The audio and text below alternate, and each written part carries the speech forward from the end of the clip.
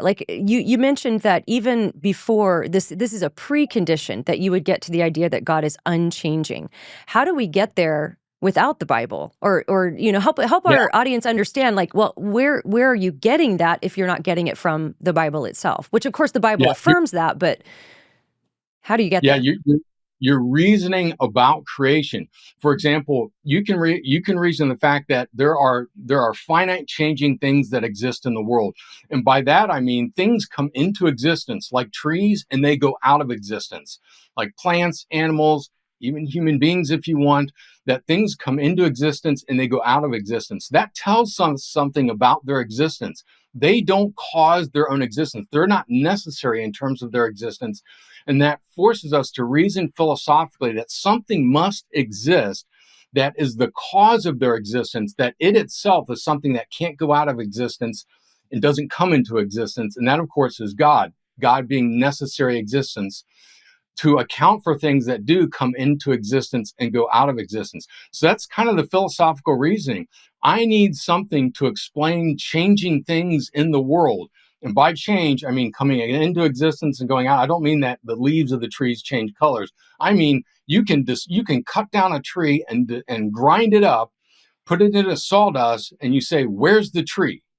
It's not the sawdust, and it used to be there. That is a substantial change of something. So the tree is not necessary existence. It must rely on something for its existence that is necessary existence. So that's the kind of reasoning we're doing in prolegomena. Yeah, very good. Is there anything else about God? Well, let me back up, because I think that you can actually explain something like what you just described very simply to a kid.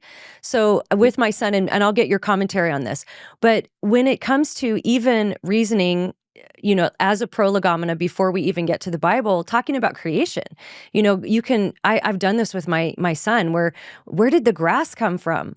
Well, it came from the dirt. Well, where did the dirt come from?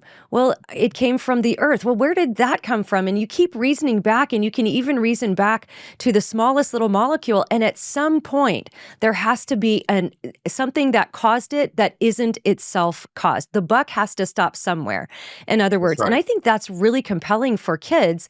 And that gives us such a solid basis to understand what we're even talking about when we use the word God. So what do you think about something like that with kids? No, yeah, that's exactly right. And great illustrations to use with kids as well. One that we use in seminary that could probably work as well is this notion of, if the goal is to take a chain that's linked. Everybody is probably familiar with a chain, or the sprockets on their bicycle, that kind of chain that runs it. Linked chains that are linked together. If the goal is to hang it on the wall, you can never hang it on the wall with adding another link to the chain.